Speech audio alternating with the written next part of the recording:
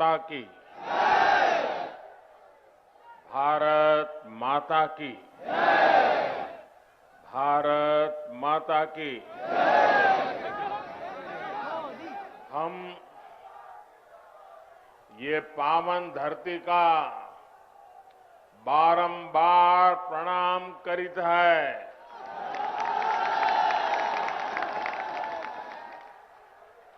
आज हमें आदि शक्ति मां पाटेश्वरी की पावन धरती और छोटी काशी के नाम से विख्यात बलरामपुर की धरती पर फिर आवे के मौका मिला।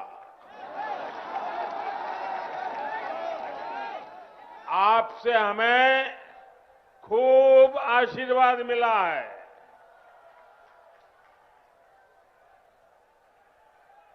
यूपी की राज्यपाल श्रीमती आनंदीबेन, यूपी के ऊर्जावान, कर्मठ, लोकप्रिय मुख्यमंत्री योगी आदित्यनाथ जी, उप मुख्यमंत्री श्रीमान केशव प्रसाद मौर्य जी, केंद्रीय मंत्री गजेंद्र सिंह शेखावत, कौशल किशोर जी, राज्य सरकार में मंत्री महेंद्र सिंह, रमापति शास्त्री, मुकुट बिहारी वर्मा, ब्रजेश पाठक, आशुतोष टंडन, बलदेव ओलाद जी, श्री पलटूराम जी, मंच पर उपस्थित सभी संसद के मेरे साथीगण, सभी आदरणीय विधायकगण, जिला पंचायतों के सदस्य और मेरे प्यारे भाइयों और बहनों,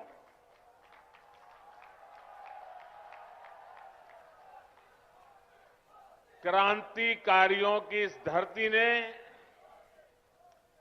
देश के स्वतंत्रता संग्राम में अपना अमूल्य योगदान दिया है। राजा देवी बख्श सिंह, राजा कृष्ण दत्तराम और पृथ्वीपाल सिंह जैसे पराक्रमियों ने अंग्रेजी शासन से लोहा लेने में कोई कसर बाकी नहीं छोड़ी थी। अयोध्या में बन रहे प्रभु श्री राम के भव्य मंदिर की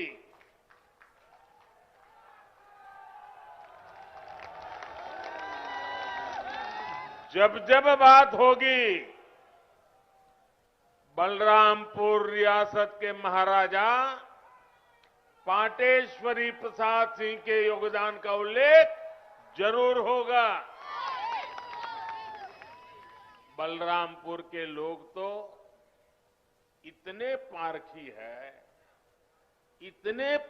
है कि उन्होंने नानाजी देशमुख और अटल बिहारी वाजपेयी के रूप में दो भारत रत्नों को गढ़ा है, उन्हें संवारा है। साथियों, राष्ट्र निर्माताओं और राष्ट्र रक्षकों की इस धरती से मैं आज देश के उन सभी वीर योद्धाओं को भी श्रद्धांजलि दे रहा हूं जिनका 8 दिसंबर को हेलीकॉप्टर हादसे में निधन हो गया। भारत के पहले chief of defence staff general Bipin Rawat ji का जाना हर भारत प्रेमी के लिए, हर राष्ट्र भक्त के लिए बहुत बड़ी क्षति है। जनरल बिपिन रावत जी जितने जांबाज थे,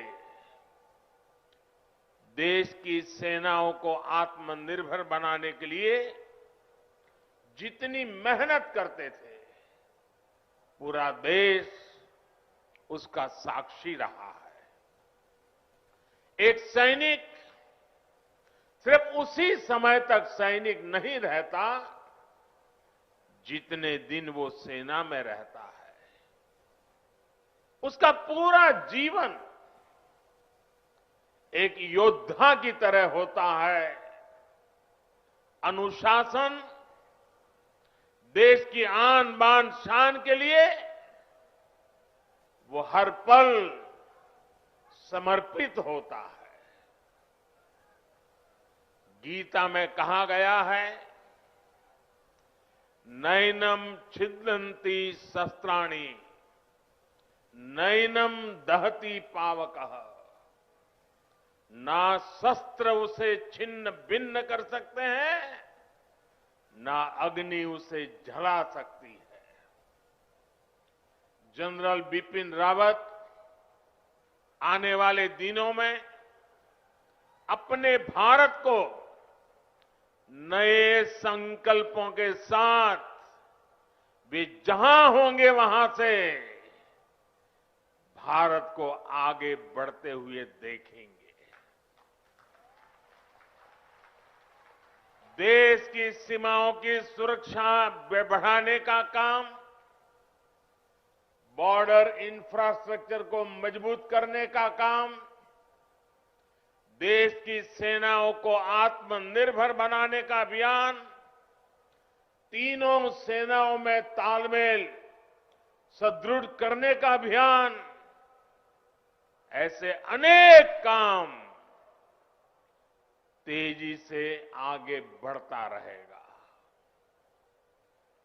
भारत दुख में है, लेकिन दर्द सहते हुए भी हम ना अपनी गति रोकते हैं और ना ही हमारी प्रगति। भारत रुकेगा नहीं, भारत थमेगा नहीं। हम भारतीय मिलकर और मेहनत करेंगे। देश के भीतर और देश के बाहर बैठी हर चुनौती का मुकाबला करेंगे। भारत को और शक्तिशाली और समृद्ध बनाएंगे। साथियों, यूपी के सपूत देवरिया के रहने वाले ग्रुप कैप्टन वरुण सिंह जी का जीवन बचाने के लिए डॉक्टर जी जान से लगे हुए हैं। मैं मां पाटेश्वरी से उनके जीवन की रक्षा की प्रार्थना करता हूं। देश आज वरुण सिंह जी के परिवार के साथ है। जिन वीरों को हमने खोया है, उनके परिवारों के साथ है। भाई और बहनों, राष्ट्र प्रथम की भावना को सर्वोपरि रखते हुए देश आज हर वो काम कर रहा है जो 21वीं सदी में हमें नई ऊंचाई पर ले जाए। देश के विकास के लिए ये भी बहुत जरूरी है कि पानी की कमी कभी बाधा न बने। इसलिए देश की नदियों के जल के सदुपयोग हो, किसानों के खेत तक पर्याप्त पानी पहुंचे, ये सरकार की सर्वोच्च प्राथमिकताओं में से एक है।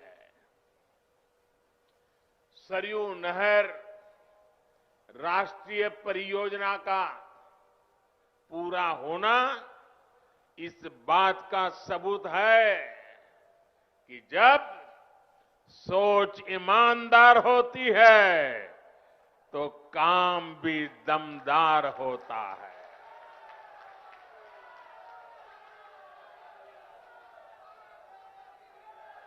दशकों से आप इसके पूरे होने का इंतजार कर रहे थे।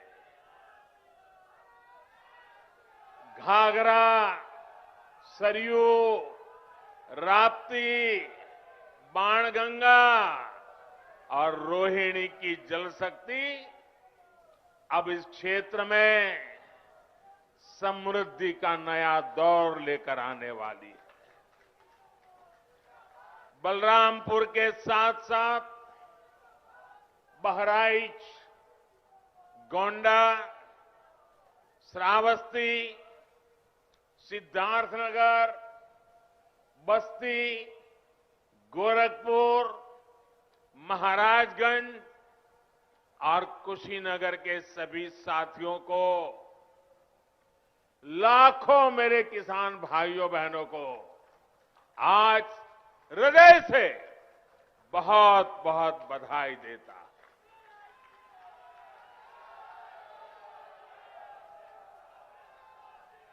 बारिश के मौसम में इस क्षेत्र में जो परेशानियां आती हैं, उनका हल निकालने में इससे मदद मिलेगी। और मैं जानता हूं मेरे प्यारे भाइयों बहनों, हमारे यहां तो इतिहास गवाह है, अगर किसी ने प्यासे को एक प्याला भर पानी पिला दिया होता है तो वो इंसान जीवन भर कभी उस ऋण को भूलता नहीं है, जीवन भर उस इंसान को भूलता नहीं। और आज लाखों किसानों के प्यासे खेत जब पानी प्राप्त करेंगे, मुझे पक्का भरोसा है आपके आशीर्वाद जीवन भर हमें काम करने की ताकत देंगे। आपके आशीर्वाद हमें नई ऊर्जा देंगे। भाइयों बहनों, आज मैं ये भी कहना चाहूंगा, विशेष रूप से वो किसान जिनके पास 2 हेक्टेयर से कम भूमि है, उनके लिए सिंचाई की ये व्यवस्था जीवन बदलने वाली होती है। जैसे कोई व्यक्ति मृत्युशैया पर पड़ा हो, उसको ब्लड की जरूरत हो, लहू की जरूरत हो, रक्त की आवश्यकता हो, और जैसे ही डॉक्टर रक्त ला करके उसको चढ़ाएं और उसकी जीवन बच जाता है, इस पूरे क्षेत्र के खेतों को ऐसी ही नई जिंदगी मिलने वाली है। साथियों, बलरामपुर की मसूर दाल का स्वाद तो बीते सालों में देश भर में फैला ही है। अब पारंपरिक फसलों के साथ साथ इन क्षेत्रों के किसान अधिक दाम देने वाली, अधिक आय देने वाली दूसरी फसलों की खेती भी व्यापक रूप से कर पाएंगे। साथियों, सार्वजनिक जीवन में मुझे एक लंबे समय से काम करने का सौभाग्य मिला है।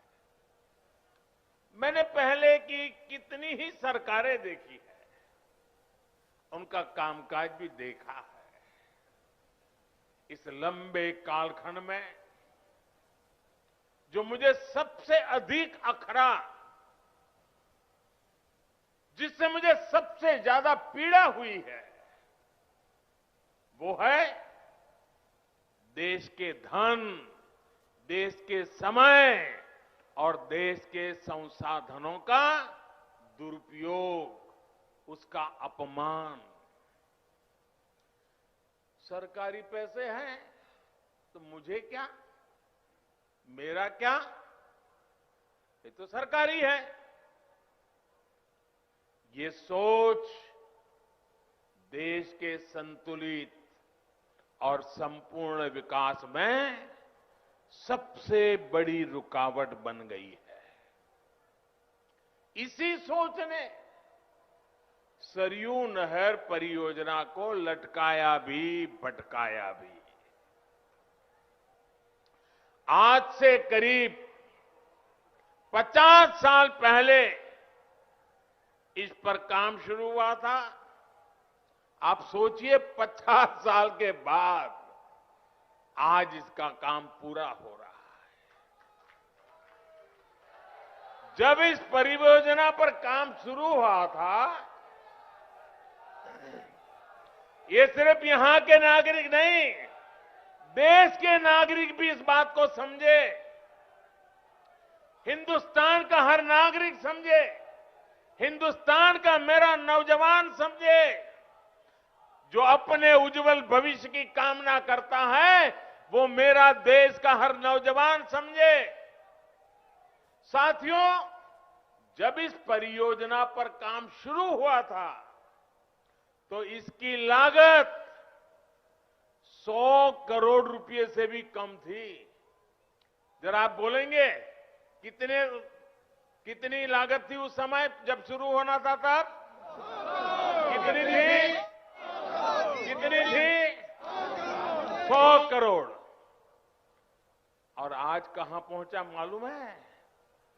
आज ये लगभग 10,000 करोड़ रुपए खर्च करने के बाद पूरी हुई है। 10,000 करोड़। कितना? कितना? पहले होना था 100 करोड़ में, आज हुआ 10,000 करोड़ में। ये पैसा किसका था भाइयों? ये पैसा किसका था?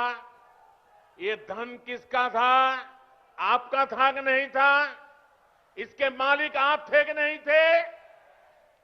आपके मेहनत का एक एक रुपया सही समय पर सही काम के लिए उपयोग होना चाहिए था कि नहीं होना चाहिए था? जिन्होंने नहीं किया वे आपके गुनहगार है कि नहीं है? आपके गुनहगार है कि नहीं है? ऐसे लोगों को आप सजा देंगे कि नहीं देंगे? पक्का देंगे?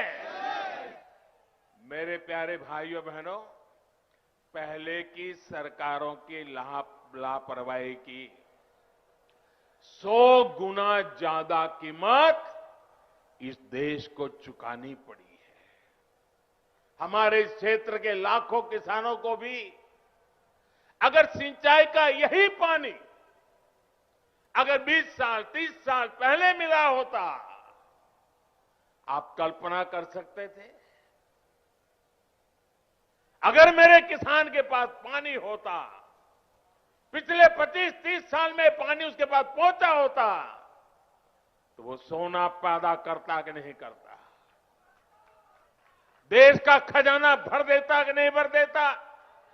अपने बच्चों की शिक्षा दीक्षा अच्छी कर पाता कि नहीं कर पाता?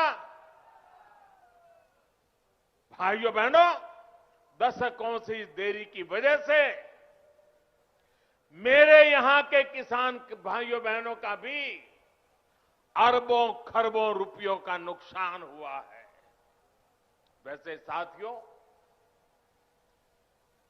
जब मैं आज दिल्ली से चला तो सुबह से मैं इंतजार कर रहा था कि कब कोई आएगा, कहेगा कि मोदी जी, इस योजना का फीता तो हमने काटा था, ये योजना तो हमने शुरू की थी।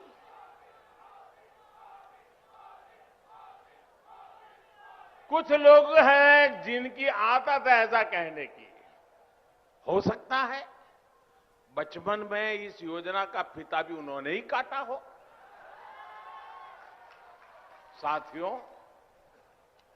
कुछ लोगों की प्राथमिकता फीता काटना है। हम लोगों की प्राथमिकता योजनाओं को समय पर पूरा करना है। 2014 में जब मैं सरकार में आया था तो ये देखकर हैरान था कि देश में सिंचाई की 99 बड़ी परियोजनाएं, 99 परियोजनाएं जो देश के अलग अलग कोनों में दशकों से अधूरी पड़ी है। हमने देखा कि सरयू नहर परियोजना में कितनी ही जगहों पर नहरें आपस में जुड़ी ही नहीं थी, पानी आखिरी छोर तक पहुंचाने की व्यवस्था ही नहीं थी। सरयू नहर परियोजना में जितना काम 5 दशक में हो पाया था, उससे ज्यादा काम हमने 5 साल से पहले करके दिखाया है। साथियों, यही तो डबल इंजन की सरकार है। यही तो डबल इंजन सरकार के काम का रफ्तार है। और आप याद रखिए, योगी जी के आने के बाद हमने बाणसागर परियोजना का लोकार्पण किया। कुछ दिन पहले ही अर्जुन सहायक नहर परियोजना का लोकार्पण किया। इसी हफ्ते गोरखपुर में जो फर्टिलाइजर कारखाने और एम्स का लोकार्पण किया गया, उनका भी बरसों से इंतजार हो रहा था। कुशीनगर इंटरनेशनल एयरपोर्ट की भी फाइलें बरसों से चल रही थी, लेकिन इस एयरपोर्ट को भी शुरू करवाने का काम डबल इंजन की सरकार ने ही किया है। साथियों, हमारी सरकार किस तरह बरसों पुराने सपनों को साकार कर रही है, इसका एक और उदाहरण केन बेतवा लिंक परियोजना भी है। सालों से इस परियोजना की मांग हो रही थी। अभी 2-3 दिन पहले ही कैबिनेट ने इस परियोजना को स्वीकृति दे दी है और इस पर 45,000 करोड़ रुपए खर्च किए जाएंगे। ये उत्तर प्रदेश को इतनी बड़ी सौगात मिल रही है, 45,000 करोड़ रुपए खर्च किए जाएंगे। ये परियोजना बुंदेलखंड को जल संकट से मुक्ति दिलाने में बड़ी भूमिका निभाएगी। भाइयों और बहनों, आज देश में आजादी के बाद पहली ऐसी सरकार है जो छोटे किसानों की सूद ले रही है। पहली बार 2 हेक्टेयर से कम भूमि वाले छोटे किसानों को सरकारी लाभ से, सरकारी सुविधा से जोड़ा गया है। बीज से लेकर बाजार तक, खेत से लेकर खलिहान तक उनकी हर तरह से मदद की जा रही है। इन छोटे किसानों के बैंक खातों में पीएम किसान सम्मान निधि के हजारों करोड़ रुपए सीधे भेजे जा रहे हैं। उनकी आय बढ़ाने के लिए उन्हें खेती से जुड़े अन्य विकल्पों की तरफ भी प्रेरित किया जा रहा है। ऐसे विकल्प जिसमें बहुत बड़ी जमीन की उतनी जरूरत नहीं पड़ती, उन्हें इसका मार्ग दिखाया जा रहा है। इसी सोच के साथ पशुपालन हो, मधुमक्खी पालन हो या फिर मछली पालन, इनके लिए राष्ट्रीय स्तर नई योजनाएं शुरू की गई है। आज भारत दूध उत्पादन के मामले में दुनिया में अग्रणी है ही। लेकिन आपको जानकर के खुशी होगी, आज हम शहद, हनी, मधु, आज हम शहद निर्यातक के रूप में भी विश्व में अपना स्थान बना रहे हैं। हमारी सरकार के प्रयासों की वजह से बीते 7 वर्षों में शहद का निर्यात बढ़कर करीब करीब 2 गुना हो गया है और इससे किसानों की 700 करोड़ रुपए से ज्यादा की कमाई हुई है। भाइयों और बहनों, किसान की आय बढ़ाने का एक और विकल्प बायोफ्यूल भी है। हम खाड़ी का तेल से चलाते थे, अब हम झाड़ी का तेल भी लेकर के आ रहे हैं। बायोफ्यूल की अनेक फैक्ट्रियां यूपी में बनाई जा रही हैं। बदायूं और गोरखपुर में बायोफ्यूल के बड़े कॉम्प्लेक्स बनाए जा रहे हैं। यहां पास में गोंडा में भी इथेनॉल का एक बड़ा प्लांट बन रहा है। इसका लाभ इस क्षेत्र के बहुत से किसानों को होगा। गन्ने से इथेनॉल बनाने के अभियान में भी यूपी अग्रणी भूमिका की ओर बढ़ रहा है। बीते 4.5 साल में लगभग 12,000 करोड़ रुपए का इथेनॉल यूपी से खरीदा गया है। योगी जी की सरकार जब से आई है, तब से गन्ने के भुगतान में भी बहुत तेजी आई है। एक समय 2017 से पहले का भी था, जब गन्ना किसान सालों साल बकाया मिलने के लिए इंतजार करते थे। पिछली सरकारों के दौरान जहां 20 से अधिक चीनी मिलों में ताला लग गया, वहीं योगी जी की सरकार ने इतनी ही चीनी मिलों का विस्तार और आधुनिकीकरण किया है। मैं आज बलरामपुर से देश भर के किसानों को एक विशेष निमंत्रण भी देना चाहता हूं और मैं चाहूंगा सिर्फ उत्तर प्रदेश के नहीं, देश भर के किसान मेरे इस निमंत्रण का स्वीकार करें और मेरे साथ जुड़े। मेरा निमंत्रण किस बात का है? इसी महीने 5 दिन के बाद 16 तारीख को, 16 दिसंबर को सरकार प्राकृतिक खेती पर, नेचुरल फार्मिंग पर एक बहुत बड़ा आयोजन करने जा रही है।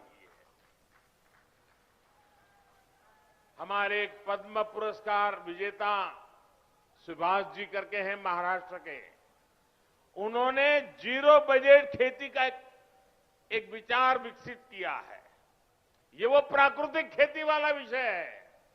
इससे हमारी धरती मां भी बचती है, हमारा पानी भी बचता है और फसल भी अच्छी और पहले से ज्यादा होती है। मेरा आप सभी किसान साथियों को, देश भर के किसान साथियों को आग्रह है कि आप 16 दिसंबर को टीवी के माध्यम से या कृषि विज्ञान केंद्र के माध्यम से जरूर इस कार्यक्रम में जुड़िए। आप हमारी बात को समझेंगे, मुझे पक्का विश्वास है आप उसको अपने खेत में लागू करेंगे।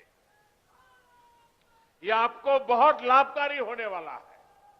साथियों, आपकी हर जरूरत को ध्यान में रखते हुए आपका जीवन आसान बनाने के लिए हम दिन रात मेहनत कर रहे हैं। इसकी छाप आपको प्रधानमंत्री आवास योजना के तहत बन रहे गरीब के पक्के घर में भी दिखेगी। पीएम आवास के तहत मिल रहे घरों में इज्जत घर यानी शौचालय है, उज्ज्वला की गैस है, सौभाग्य योजना का बिजली कनेक्शन है, उजाला का एलईडी बल्ब है, हर घर जल योजना के तहत मिल रहा पानी का कनेक्शन है। और मुझे तो खुशी तब होती है क्योंकि मैं इस क्षेत्र में कभी दौरा कर चुका हूं, मुझे मालूम है जब यहां मेरे थारू जनजाति के भाई बहनों को भी इन योजनाओं का लाभ मिल रहा है तो भी हमें खुशी भी ज्यादा होती है और हमें आशीर्वाद भी ज्यादा मिलता है। साथियों, हमारे यहां सदियों से एक तौर तरीका चला आ रहा है कि घर होगा। मेरी माताएं बहनें मेरी बात जरूर समझें और मेरे पुरुष भाई भी अपने घर में बताएं। हमारे यहां एक मान्यता चली, परंपरा चली, व्यवस्था चली। वो क्या? घर होगा तो पुरुष के नाम, दुकान होगी तो पुरुष के नाम, गाड़ी होगी तो पुरुष के नाम, खेत होगा तो पुरुष के नाम। महिलाओं के नाम पर कुछ भी नहीं। कुछ होता है क्या महिलाओं के नाम पर? नहीं होता है ना। मैं आपकी पीड़ाएं जानता हूं बराबर माताएं बहनें, और इसलिए हमने क्या किया, मुझे खुशी है, हमने क्या किया, पीएम आवास योजना के तहत जो घर बन रहे हैं ना, ज्यादातर घरों का मालिकाना हक हमने हमारी माताओं, बहनों, बेटियों को दे दिया है। इस वजह से देश में ऐसी बहनों की संख्या में बहुत अधिक वृद्धि हुई है जिनके अपने नाम पर कम से कम एक प्रॉपर्टी तो है। डबल इंजन की सरकार के प्रयासों से यूपी के 30 लाख से अधिक गरीब परिवारों को पक्का घर मिल चुका है। आने वाले दिनों में और भी ज्यादा नए घर बनाने के लिए अभी हमारी सरकार ने 2 लाख करोड़ रुपए से अधिक का प्रावधान किया है। यानी जिनको अभी तक पक्के घर नहीं मिले उन्हें आने वाले समय में भी जरूर मिलेंगे।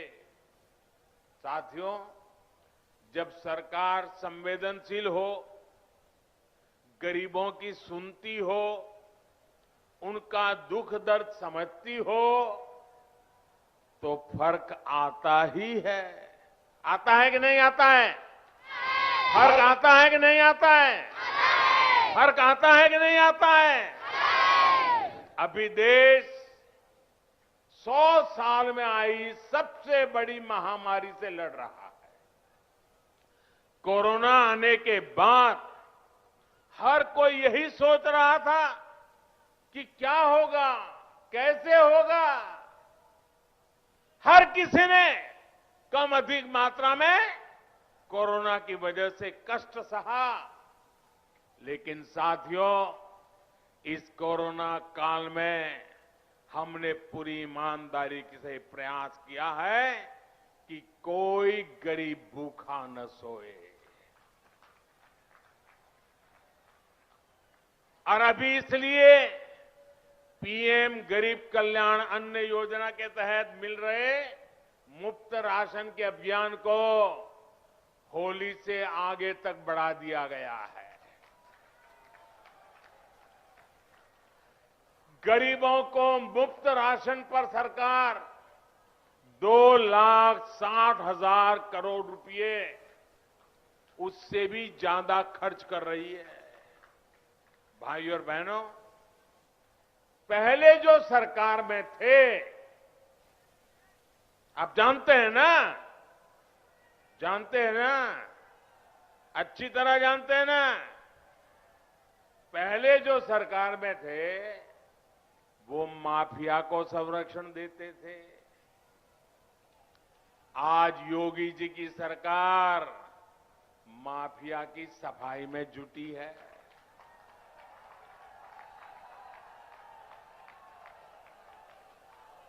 तभी तो यूपी के लोग कहते हैं फर्क साफ है।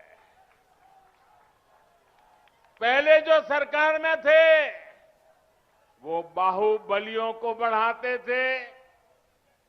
आज योगी जी की सरकार गरीब, दलित, पिछड़े और आदिवासी सभी को सशक्त करने में जुटी है।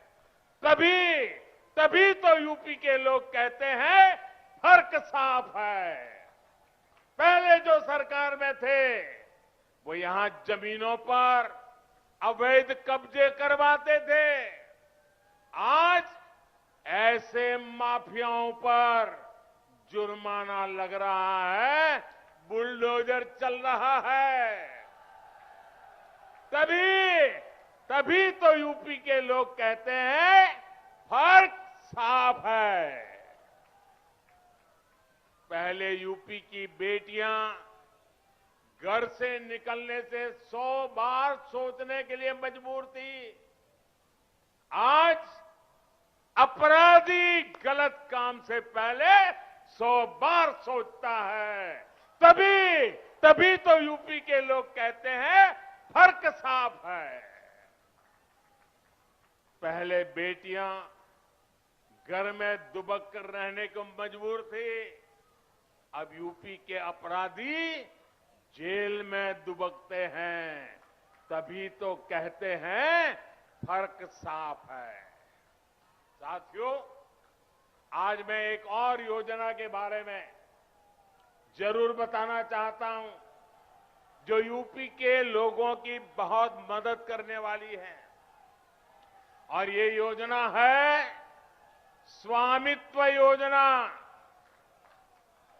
स्वामित्व योजना के तहत आज गांवों में प्रॉपर्टी की मैपिंग कराकर घरों के, खेतों के मालिकाना हक के कागज लोगों को दिए जा रहे हैं।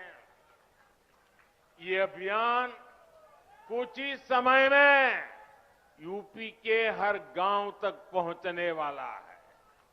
इससे आपको अवैध कब्जे के डर से मुक्ति मिलेगी और बैंकों से मदद लेना भी आपके लिए आसान हो जाएगा। अब गांव के युवाओं को बैंक से अपने काम के लिए पैसा जुटाने में दिक्कत भी नहीं आएगी। साथियों, हम सभी को मिलकर उत्तर प्रदेश को नई ऊंचाई पर ले जाना है। उत्तर प्रदेश की नई पहचान देनी है। उत्तर प्रदेश को दशकों पीछे धकेलने वाले लोगों से आपको निरंतर सतर्क रहना है। भाइयों बहनों, एक बार फिर से आप सभी को सरयू नहर परियोजना के लिए बहुत बहुत बधाई देता हूं। मेरे साथ दोनों हाथ ऊपर करके पूरी ताकत से बोलिए, भारत माता की जय। भारत माता की जय। भारत माता की जय। बहुत बहुत धन्यवाद।